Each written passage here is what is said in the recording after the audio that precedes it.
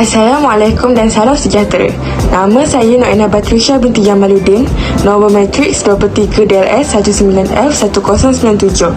Jadi saya akan buat pembentangan tentang laporan latihan industri sesi 2 tahun 2021-2022. Isi kandungan.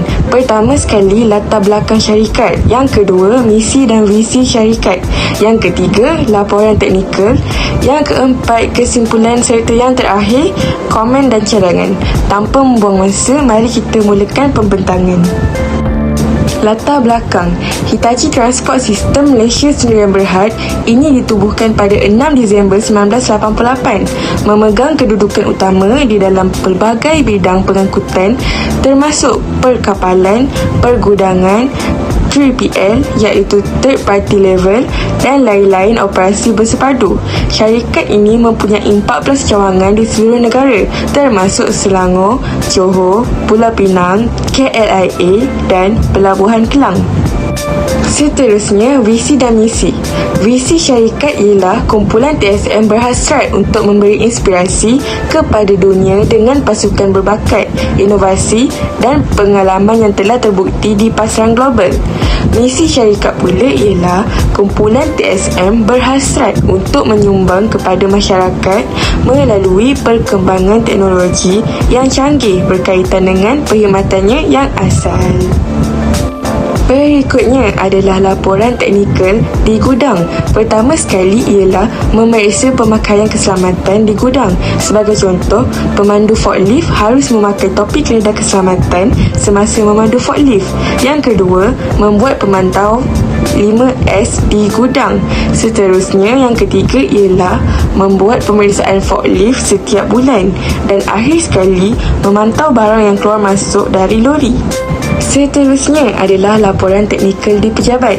Terdapat 2 laporan teknikal di pejabat. Yang pertama adalah operasi dan yang kedua ialah pengebilan. Pada bahagian operasi, pertama sekali perlu mencetak delivery order yang diterima daripada Hitachi Sale Malaysia, dan yang kedua perlu membuat allocation dan packing list. Laporan teknikal yang ketiga adalah scan barang yang akan dikeluarkan. Yang keempat, perlu menyemak barang yang naik ke dalam lori. Yang kelima ialah mengeluarkan shipping advice serta gate pass. Dan yang terakhir, perlu menyemak dokumen POD yang diterima dari transporter sebelum menghantar ke bahagian pengebilan. Seterusnya adalah pengebilan atau lebih dikenali sebagai billing. Pertama sekali, perlu menulis draft setelah menerima dokumen dari tim operasi. Yang kedua, perlu key in sales dan cost ke dalam sistem GFMS. Dan akhir sekali, setelah siap key in, kita perlu mencetak profit sheet. Kesimpulan. Pertama sekali, dengan adanya latihan industri, pelajar dapat belajar untuk berkomunikasi dengan baik terhadap rakan sekerja serta terhadap transporter. Yang kedua, pelajar juga dapat bekerja dalam satu kumpulan. Yang ketiga, pelajar juga dapat mengenal erti alam pekerjaan sebenar dengan melalui latihan industri. Dan yang terakhir sekali, pelajar dapat belajar cara untuk menyelesaikan masalah sendiri. Pada slide ini boleh menampakkan gambar pengalaman saya ketika menjalani latihan industri. Pertama sekali adalah gambar saya melihat proses unloading sedang dijalankan. Gambar yang kedua menunjukkan saya sedang scan barang yang akan dikeluarkan. Dan yang terakhir sekali, saya juga belajar cara untuk menyemak barang yang naik ke dalam lori.